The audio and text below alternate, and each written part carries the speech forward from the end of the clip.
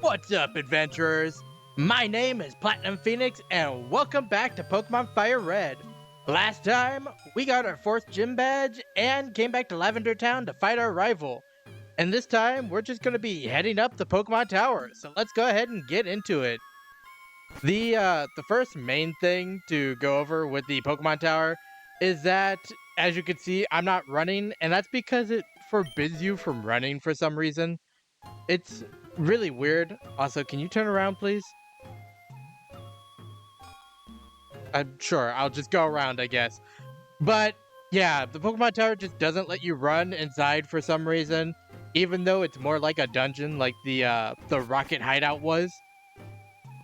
But with that being said, I actually love the Pokemon Tower because it's just so creepy. It has the ominous music and everything that really adds to the atmosphere. The fog and everything rolling in. And then you have, well, you have these hex girls that are, well, to say intense would be the most accurate word I can think of. Let's just go ahead and fight this one. Be cursed with me, Kwa!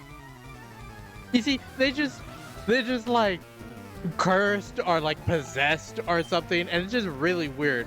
But now that we're in the Pokemon Tower and are actually able to talk about it, there are some new Pokemon to go over here. Like this one right here, Ghastly. Ghastly is the only ghost type in the game. Well, the only ghost type family in the game, to be more exact. And being a ghost type, it is one of the best counters to psychic types in the entire game. Because, like I said, there's no dark types, and there's very few strong bug types with actual good bug type moves. So your best bet is a ghost type that actually is really strong. Ghastly ends up as a really fast special sweeper, which is an amazing thing. But, and this is a big but, Ghastly's two types, Poison and Ghost, are both physical types, meaning that it cannot get stabbed with it cannot do stab damage with its best stat. And it is the most unfortunate thing that Ghastly has about it. The other thing is that Ghastly and Gengar actually have like amazing TM lists. They learn like Thunderbolt, Ice Beam, all the good like special moves that you would want on a Gengar. It can basically learn all of them, and it's amazing. Also found here very rarely is Ghastly's evolved form, Haunter. Haunter, the biggest thing about it is it takes a trade in order to get it from a Haunter to a Gengar, which in these games can be kind of difficult to do and might make you want to look elsewhere for a different Pokemon. But if you really want to use a ghost type but you can't trade Haunter for Gengar, Haunter is still a really decent Pokemon on its own. It's not the high that Gengar gets for sure, but it gets all the same TM moves, it gets all the good stats and everything. It has slightly lower stats, but it still works really well as a fast, sweeping special attacker. And with that being said, the last new Pokemon that can be found here is Cubone. Cubone is actually a really decent physical attacker. Also, being ground type means it only has 3 weaknesses to water, grass, and ice. And we have already fought a water and a grass type gym leader, and there is no ice type specialist. Well, that's not entirely true. There is one ice type specialist, but that one's iffy and it's later in the game, so you have more options. I'm just saying that right now, you have pretty much no reason to not go for a ground type if you really want to use a ground type. Cubone also has the unique distinction that it has a 5% chance of holding a thick club, which the thick club item actually allows Cubone and its evolved form Marowak to double its attack stat when holding it. And that is amazing. The only real downside about it is that it's only a 5% chance, and I believe this is the only way to get it. So you would be... well, you would be running around here with probably a Persian using Thief on a lot of Cubones. Not to mention that Cubone's pretty rare, so finding one with the 5% chance would be very difficult to do. Cubone and Marowak also have like a pretty good TM list and level up moves. Getting like Boomerang, which is a 2-hit ground type move. Getting like Iron Tail and Earthquake and Return, which are all really good physical attacks. And then also Sword Stance as a TM move, which also just really powers up a Marowak in a pinch. But with that being said, that's all the new Pokemon that can be found here. And we just have this one fight left to do with this Hex Girl. Ka! Weird. All of these Hex Girls are just weird. You know, they all have like 1 or 2 Pokemon, and of course they're all Ghastlies because they're cursed or whatever. But that's actually another good thing I want to go over. Ghastly and its evolved forms are actually the only Pokemon in this game that are able to inflict the status of Curse. Because Curse works differently if used by a non-Ghost type rather than a Ghost type. And since the Ghastly family is the only Ghost types in this game, it's the only one that can actually do the effect. And the Curse effect basically is you use half of your current life, or you use half of your total life, and you curse the opponent to do 25% of their life each turn as damage to them. But now I kind of just want to switch around Pokemon because Zara's now level 32. I think I'm going to put Turtle in for the pure fact that I know what's coming. Be gone, intruders. And we have a ghost. The ghost appears. Silphscope reveals the ghost identity as a level 30 Marowak. This thing is actually strong. Like, legitimately strong. Because we've been fighting like level 24s, and they're like not anything. But this thing knows Focus Energy, Leer, Boomerang, and I forget what its last move is, but just those 3 allow it to really hurt basically anything through, well, not if it does that, but through like critical hits and just lowering your defense and then hitting you twice with Boomerang. It's brutal. Also, just to show it, if I go to my bag and go to the Pokeballs and use one, Marowak straight up just dodges the Pokeball. This Marowak cannot be caught. No, I don't want to go back to my bag. It just cannot be caught. It acts more as like a mini boss of sorts rather than just a wild Pokemon that you can fight. But that's Marowak down. The ghost was the restless spirit of Cubone's mother. The mother's spirit was calmed. It departed into the afterlife.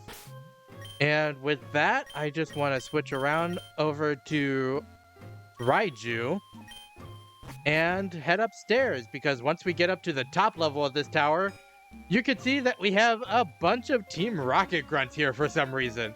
What do you mean? Why are you here? Or what do you want? Why are you here? Apparently I can't read. Team Rocket Grunt wants to battle, sends out Zubat.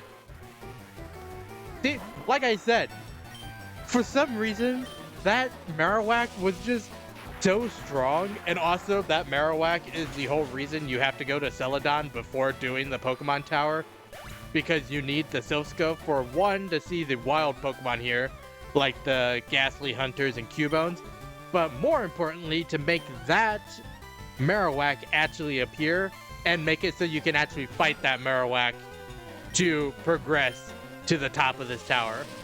But just the sheer fact that it was level 30 and only weak to 3 types, one of them that you have a really hard time getting up to this point, and Now we're fighting rocket grunts with level 25s for some reason.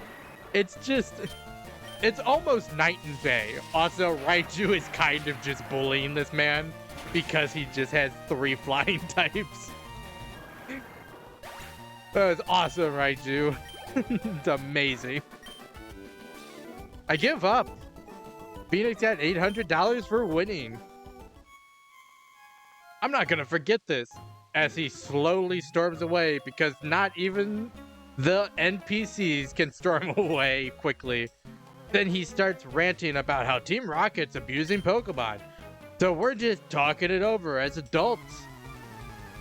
Is that why you're attacking a child? I'm 10. Or maybe 11. I forget what age this Pokemon protagonist is. I believe he's 10. Coughing. Raichu's actually really good at taking out rocket grunts because even this coughing, which I have nothing for, is a physical defensive wall. So, just nice crit. I don't know if it was necessary, but nice crit. So using special attacks like everything Raiju would want to use is perfect for taking these guys out. And I'm just going to switch over to Zara because Zara has the black glasses that we got a couple episodes ago, which should make taking this Drowsy out a little bit easier. Go ahead and bite it. It's a 2-hit KO. But the flinch, nice. Is it sad that my whole strategy for psychic types is just to bite them and hope? Yes. Am I going to change it? Not at all. And we just have one more rocket grunt. Pokemon are only good for making money. Why not use them? You stay out of our business. And the last one. What do you have to say? You're not saving anyone, kid. Well, I've already beaten 2, and I don't think I've been hit yet. So, what do you have? You have lower levels than the other 2. What are you talking about that I'm not going to save anyone?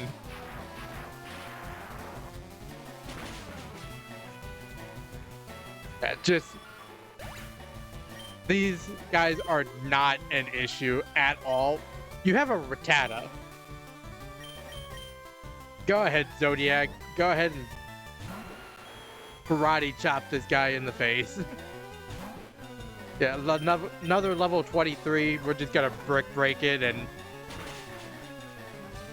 send it to the Shadow Realm, I guess. Zodiac gained 280, and now he has Eradicate, which, is it also the same level? Why didn't you have just 2 Raticates? It wouldn't help you in this circumstances, mind you, but it would have been better than having a Rattata. And the last one is another Zubat, so I'm just gonna switch right back to Raiju.